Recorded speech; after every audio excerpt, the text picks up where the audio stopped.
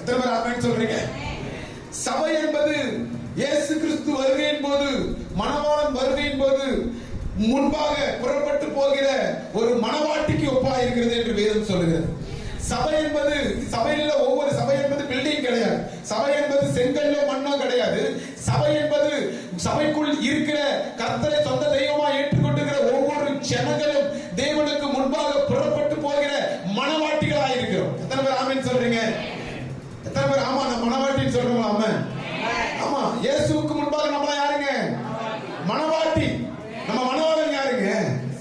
ஏசாமி. அல்லேலூயா, ஏசாமி. வேதம் சொல்லுகிறது ஏசாயாவின் புத்தகத்தில், கர்த்தருக்குள் பூரிப்பாய் மகிழ்கிறேன், என் தேவனுக்குள் என் ஆத்துமா களி கூறுகிறது.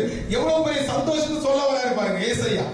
அந்த தீர்க்கதரிசி சொல்றாரு, எவ்வளவு பெரிய சந்தோஷமான நிகழ்ச்சி சொல்றாரு. கர்த்தருக்குள் மகிழ்கிறேன், பூரிப்பாய் மகிழ்கிறேன், என் தேவனுக்குள் என் ஆத்துமா எப்படி இருக்கு? களி கூறுகிறது. மணவாளன் ஆபரணங்களினால் தன்னை அலங்கரித்துக் கொள்கிறது போல. எப்ப மணவாளன் அலங்கரித்துக் கொள்வான்? திருமணத்துக்கு அப்ப.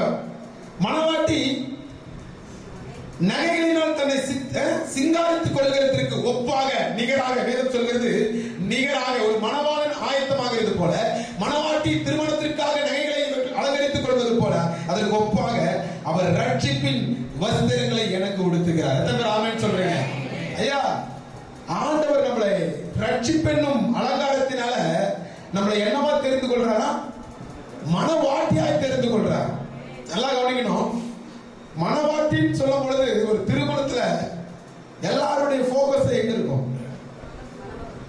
மண பொண்ணு மேல இருக்கும், ரெண்டாவது மணவாளன் மேல இருக்கும். இவங்க ரெண்டு பேர் தான் அந்த நிகழ்ச்சியில அவங்க முகத்துல என்ன இருக்கும்? ஒரே சந்தோஷம். அவங்கள அலங்கரிச்சு வச்சிருப்பாங்க, அவங்கள ரொம்ப கேரிங்கா பார்த்துப்பாங்க, அவங்க போடுற எல்லா ஆடைகளும் புதுசா இருக்கும், அவங்கள வித்தியாசமான நகைகளால எல்லாரும் கிரீட்டிங்ஸ் பண்ணுவாங்க, வாழ்த்துவாங்க. எல்லாரும் என்ன பண்ணுவாங்க? கரங்களை கொடுத்து வாழ்த்துவாங்க.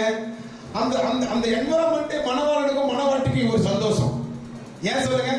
அவங்க தான் அந்த இடத்துல ஹீரோ ஹீரோயின். எத்தனை பேர் ஆமென் சொல்றீங்க?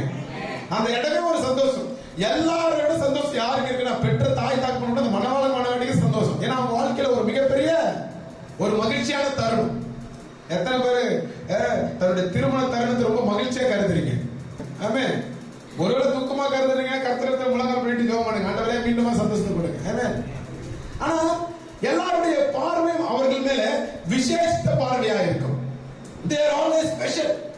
மணவாட்டி நகைகளினால் தன்னை சிங்காரித்துக் கொள்வது போல, மணவாளன் தன்னை அலங்கரித்துக் கொள்வதற்கு போல ஒப்பாக அவர் ரட்சிப்பின் வஸ்திரத்தை, ஐயா, உங்களுக்கும் எனக்கும் தேவன் எப்படியாய் பார்க்கிறார் என்றால், ரட்சிப்பு என்கிற விலை மதிப்பற்ற ஒரு ஆடையை கொடுத்திருக்கிறார்.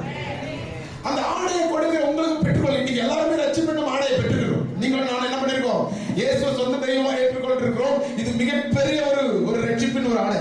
இதற்கான விலைக்கிரையும் 1000 ரூபாய் இல்ல, 1 கோடி ரூபாய் இல்ல, 10,000.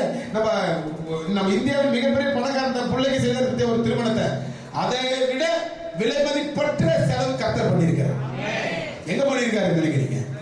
சிலுவையில.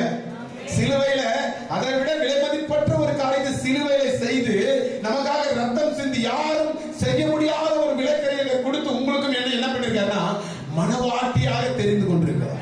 சபை பிள்ளைகளை, மணவாட்டினா எப்படி இருக்கணும்? சோகமா இருக்கணுமா?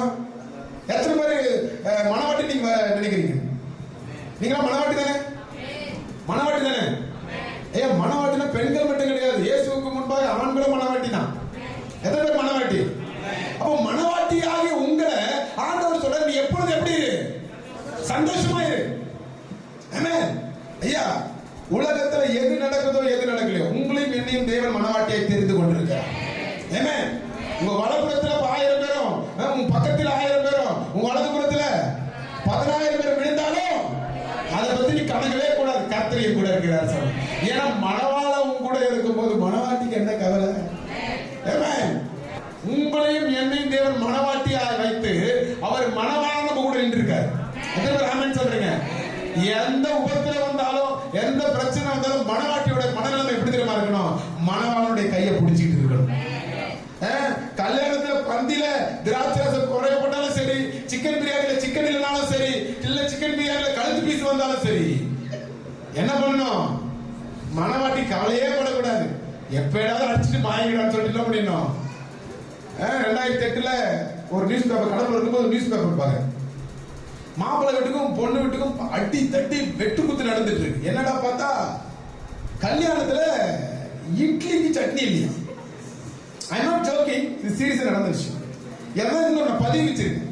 நியூஸ் பேப்பர் படிக்கிற எனக்கு சிரிப்பா வந்துச்சு. இட்லிக்கு சட்னி இல்ல, மாப்பிள்ளை வீட்டுக்கு பொண்ணு வீட்டுக்கு சண்டை அடிச்சுட்டு மாயானுங்க. நான் நினைக்கிறேன் மாப்பிள்ளை வீட்டுக்கு பொண்ணு வீட்டுக்கு சண்டை வந்து மனவாட்டி மனவாளைக்கு எதனா பிரிச்சு போய் பண்ணிருக்கீங்களா? இல்ல, எக்கடாதையமா அடிச்சுட்டு போங்கடா. நான் என்ன பண்ண போறேன்? மனவாளன் கூட கையை கோத்துக்கிட்டு போறேன். அப்படிதான் ஆண்டவர் நம்மள மனவாட்டியை செய்த விலைக்கிறைய கொஞ்ச நெஞ்சலாம் கிடையாது. ஒருவர் 2 ரூபாய்க்கு நம்மள என்ன பண்ணல? ஆண்டவர் என்ன பண்ணல? விலைக்கிறையம் பண்ணல. விலை மதிப்பற்ற ரத்தத்தை சிந்தி இருக்கிறார். விலை மதிப்பற்ற உலகம் தராத ஒரு விலைக்கிறையத்தை கர்த்தர் செய்திருக்கார். எதற்காக செய்திருக்காருன்னா, ஏன் மனவாட்டி சொல்றாரு, ஏன் மனவாட்டி என் கூட சந்தோஷமா இருக்கு. ஹல்லேலூயா. எப்பவுமே ஆயத்தமா இருக்கணும். ஏன்னா மனவாளன் எப்பொழுதும் கூட இருக்காரு. இந்த காலை வேளையில ஆண்டவர் உங்களை பார்த்து சொல்ற, சபையாகிய மனவாட்டியே நீ எதை குறித்தும் கவலைப்படாத. சபையாகிய மனவாட்டியே நீ எதை குறித்தும் பாரப்படாத. சபையாகிய மனவாட்டியே யாருக்காக நீ பயப்படுற? சபையாகிய மனவாட்டியே நான் இருக்க, நீ பயப்படாதுன்னு ஆண்டவர் சொல்றேன். இந்த காலை நீ பயப்படாத, யாரை குறித்தும் பயப்படாத. மனவாளன் நான் இருக்கேன்னு சொல்ற. மனவாளன் நான் இருக்கேன், மனவாளன் நான் இருக்கேன். உனக்கு ரட்சிப்பு என்கிற அந்த ஆடையை கொடுத்தது நானு, நீதியின் சால்வையை போட்டது நானு. நீ எதை குறித்தும் பயப்படாத, நான் இருக்கேன். நான் இருக்கேன். அந்த உரிமை, அந்த பொசசிவ்னஸ் எங்கிருந்து வருது? நான் மனவாளன், நீ மனவாட்டி. ஹல்லேலூயா. ஒரு நாளும் மனவாளன் மனவாட்டியை அவமானப்படுத்த விடவே மாட்டார். அவர் சொல்றாருல்ல, நீ வெட்கப்பட்டு எப்படி விடுவார் ஆண்டவர்? மனவாட்டியை விட்டுருவாரா? மணவாளனுக்கு முன்பாக ஆடை ஆபரணங்களை தரித்து அழகாய் வந்து நிற்கிற மணவாட்டியே, இயேசுவின் ரத்தத்தினால கழுவப்பட்ட மணவாட்டியாகி நீங்களும் நானும் ஒரு நாளும் வெட்கப்படுத்த விட மாட்டேன், ஒரு நாளும் அவமானப்படுத்த விட மாட்டேன். அவர் பார்க்கறது எல்லாம் திரும்பி பார்க்கிறாரு, உங்க மேலே என் மேலே இருக்கிற விலை மதிப்பற்ற ரட்சிப்பின் ஆடையை தான் பார்ப்பார். நீ யாரு? நீ எங்கிருந்து வந்திருக்க? நீ செய்த பாவங்கள் என்ன? இன்னைக்கு நீ மனம் திரும்பி இருக்க, அதான் பார்ப்பார் ஆண்டவர். உன்னுடைய பாஸ்ட பார்க்கவே மாட்டேன். கிழக்கிற்கும் மேற்கிற்கும் எவ்வளவு தூரமோ அவ்வளவு தூரத்தை உன் பாவத்தை என்ன பண்றாரு? நான் பாவி படிச்சு சாகாத. நீ பாவியா இருந்தா ஆண்டவர்கிட்ட மன்னிப்பு கேட்டு அவர் ரட்சிப்பு என்னும் விலை மதிப்பற்ற ஆடையை போட்டுக்கோ. எத்தனை பேர் ஆமென் சொல்றீங்க?